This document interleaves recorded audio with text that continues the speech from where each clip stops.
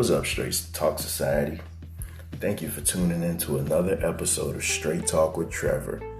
I really appreciate those who took the time out to check out our first episode. And I appreciate those of you who will be listening to this episode number 2. Now, as I sit here with my crown apple, it's time to talk straight. So, listen, this episode, I'm recording it tonight, on Monday night. It's probably going to be, even though it's episode 2, it's probably going to be one of my most sentimental episodes ever. About a week ago, I posted a question on my Facebook page, and it was just a simple question. And I just asked if, what's the benefits of having a 2-parent home versus a single-parent home? Something to that effect. And I did it really because I wanted it to be a topic for a later show. So as I was looking at the responses and everything, I wasn't really responding to anything. I was just liking the answers and stuff, just kind of seeing where everybody was. And so I did chime in eventually. And I said I wasn't going to give my opinion either way if I thought that a 2-parent home was better or a single-parent home. That's for a later show. But I did post a comment that said, growing up, had I had a woman influence in my life, that I may have turned out better, as I may have treated women better. Let's put it that way. So, and that really stuck with me, because something people don't know about me, and I'm telling you, this podcast hopefully is therapy for other people, but it sure as hell gonna be therapy for me. So I'm going on the couch tonight, y'all. I got my Crown Apple and Coke, and I'm feeling real good, and I'm ready to talk. So here's the deal. Almost 20 years now, I've been kind of living with regret, a major regret. I don't regret too much in life. You know, I've done some terrible things growing up. Who hasn't? I've treated people bad. I've done bad things. I've done good things, but I just move on from it and ask forgiveness and hope that God will, forgive me for it. And the people that I wronged, that they'll find it in their hearts to forgive me for it. But here's the deal. Growing up, as I stated on my Facebook post, my dad raised me. So pretty much my entire teenage life, it was just a kid life. It was just me and my dad, and my brother came in later in the picture. But my dad was married. I think he got married when I was about 4. And he was married to a lovely lady. Her name was Yvette. She died in 2002. And this, man, see, when I talk about regrets, and I'm going to get to it. I promise this episode won't be too long. But a lot of times I write, every now and then I'll write certain things, but you can't always write everything out. That's why I'm glad about this platform. I get to talk about it. This lady, she taught me everything from a young age. I mean, she taught me how to cook. That's why I cook so good, if you know me. She taught me how to cook. She taught me how to wash. She told me how to iron. She taught me how to iron. She taught me how to take care of myself, because she would always tell me that I want to equip you, basically, so you don't have to depend on a woman to take care of you. Not that you won't ever need a woman, because, hey, me and women, hey, well, I'm married now, but, you know what I mean. So not that you won't need, you won't need a woman, but you won't rely on a woman to take care of you. So by the time I was 7, I knew how to do everything. I was cooking for myself. I was cleaning for myself. Even now, I'm always cleaning up stuff. I'm always cooking and stuff like that. And I attribute that to her. And, we had the perfect life, man. As a kid, I just saw like a perfect marriage. Cause I was a kid. I don't know the inner workings of what's going on. So I saw this perfect marriage, and she was strict. She was very strict. She was the type of person who made sure that she didn't tolerate anything less than A's. Even though I got B's, she always pushed me to get A's. And she didn't tolerate anything less, because she always saw the greatness in me. And she didn't have any kids of her own. So I was her son. She knew me since I was 4. And so, we just had our happy family. And then as I started getting older, like 10, 11, I started to kind of see more fights in the house, with her and my dad. And I'm a daddy's boy. Like, my dad, for so long, to me, like, I just put him on the biggest pedestal in the world. And I just, I really just put him over everything. And I started to see the way he was treating her. And I kind of started resenting her. And, long story short, they ended up getting divorced.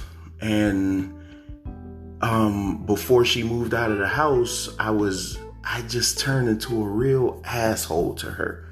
I mean, I remember I wrote her this 3-page letter. This is when I was like 12, 13 years old.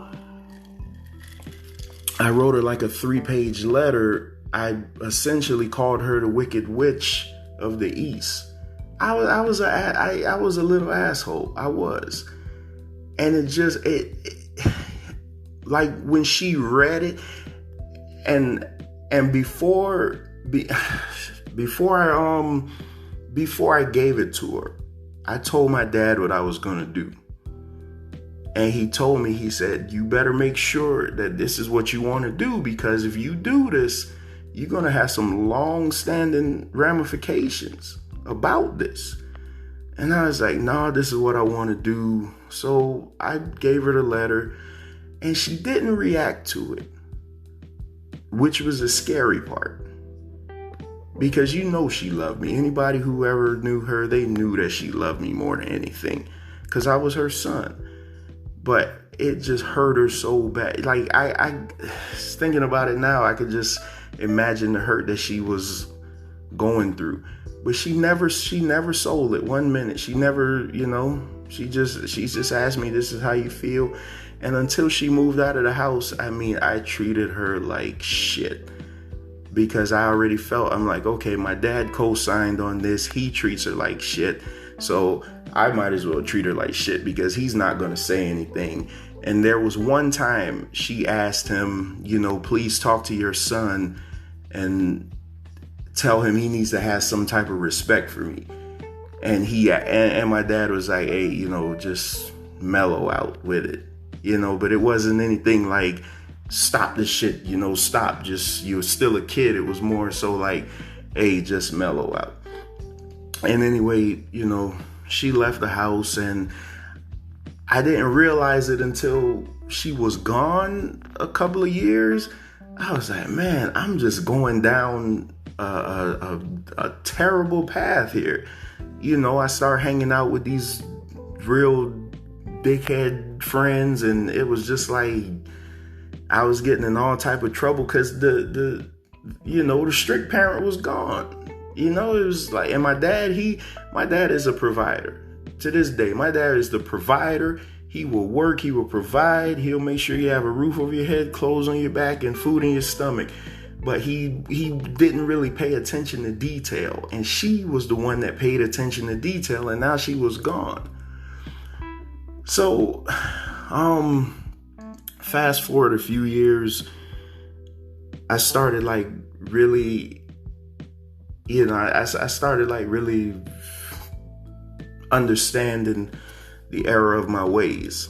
So luckily she worked around the corner from where we lived, and I sent her a letter. And it was, I just sent her a letter like apologizing, like, man, I just attributed it to being young. I couldn't believe what I had done. And, so she told me one day to come over to the office and we talked. I couldn't really look at her too much though, because it was just like, I was ashamed. I was ashamed that here you have somebody who gives a shit about you and this is how you treat her. And I went through my whole 20s basically treating women like shit because that's what I had saw in the house. And it was like something I wrote on the post. I said, had my mom been there, and I call her my mom because I didn't get back in contact with my real mom. The last time I saw my birth mom was 1989 at my grandmother's funeral. And the next time I saw her after that was 2005. So I call my stepmom my mom. And so, some years passed by and she would, we talked to everybody. We talked to each other every now and then. And she got sick and she just started, she got sick. And she called me one day and she was like, listen, I need to talk to you.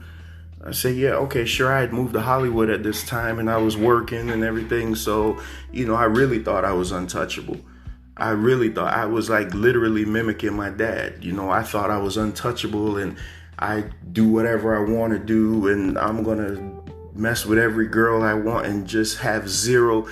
In my 20s, I had like zero compassion for women because I watched my hero treat my mom like shit and she just took it and I just thought it was okay.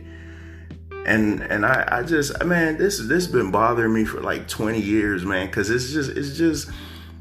it's always been that part of me, man. Like even with my daughter today, I'm like, man, I just hope that the sins of the father don't come back on my child, man, because I know I was a real scumbag.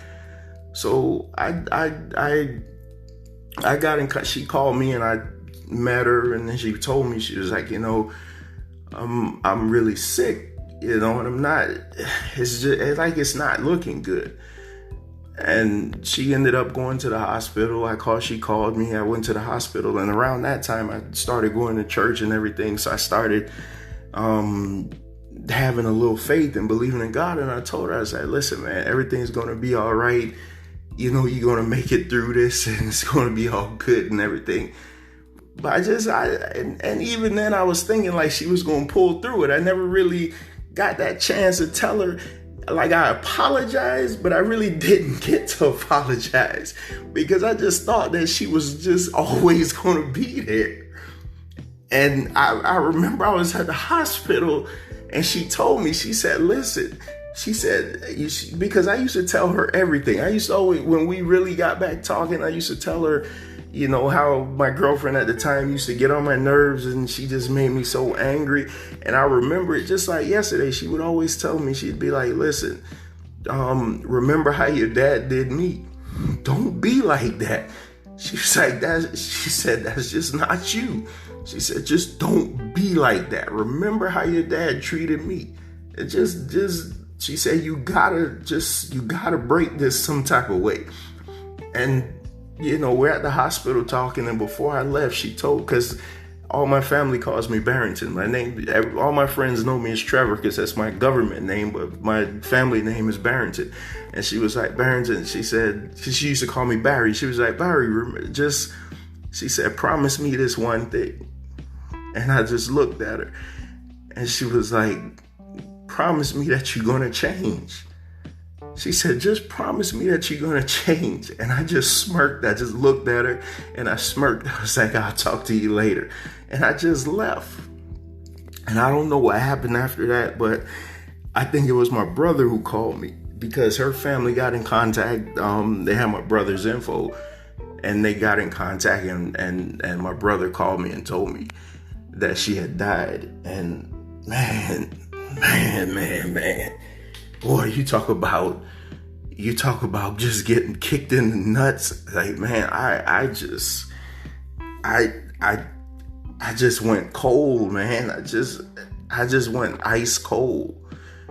Cause I'm just like, man, I can't believe I didn't really get to tell her what I wanted to tell her. I really didn't get to tell her what I wanted to tell her. All I really wanted to tell her was thank you. And I'm really, really sorry. And I apologize for the years that I spent being an asshole to you. And every now and then, man, she comes up, I live closer to the cemetery where she's buried. And I promise you, my wife will tell you, whenever we drive by that cemetery, I always just look over there and I said, man, I wonder, is there a way I could find out where her grave is? Because I need to just have some type of closure, man, because this has been bothering me. She died in 2002, and here we are in 2021, almost 20 years, man. This has bothered me for so long, man, that I had the mom that I always wanted in my life, and I treated her like shit, and then she died. It took her dying for me to realize how much I really needed her. And I feel like she went to her grave like never knowing how I really felt about her. And I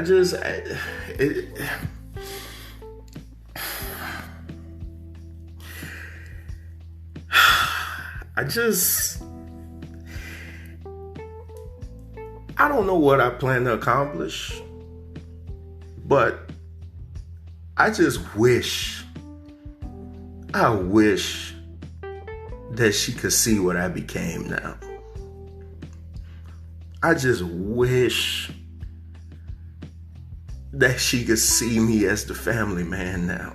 I just wish she could see me as that son that she always, as that go-getter, as that son that she always just knew that I could be. I just wish, man, that she just could see me now. I wish that she could meet my daughter.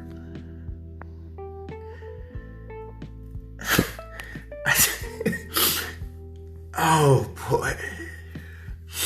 And her birthday's coming up in about a week or so. I really, really, really just wish, man. I wish she could meet my wife. I wish she could come to my house, man, because I know she'd be so proud of me that I bought a house. I got a family. I got a kid.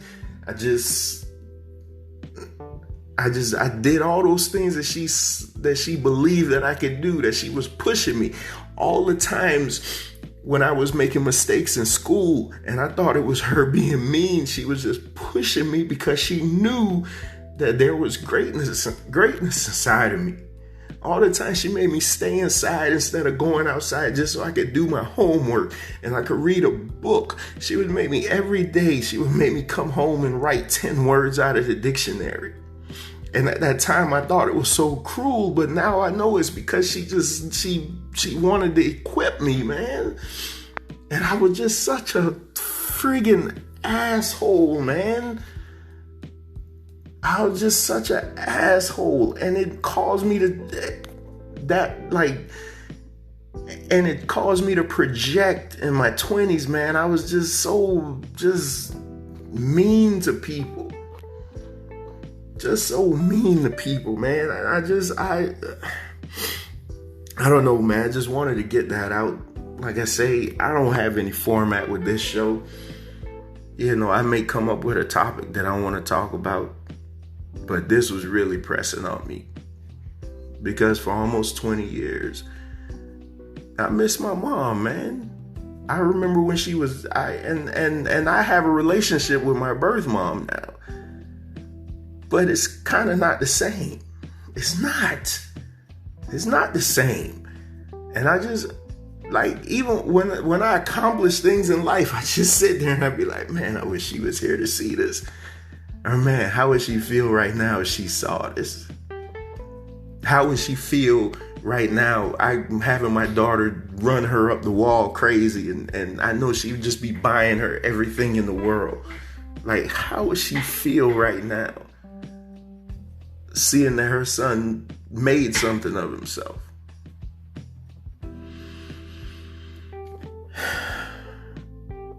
I remember, and I'm going to close this show soon, but I remember we were at the gravesite. During the funeral, I was just more tunnel vision. I was just looking ahead, and I had my glasses on, so you couldn't really see what was going on. But I remember at the gravesite, that's when it hit me that this is forever. And I remember when they were lowering her in the ground, I just bawled out. And I said, man, that's the only mommy I know. That's the only mommy I know. And now they're putting her in the dirt.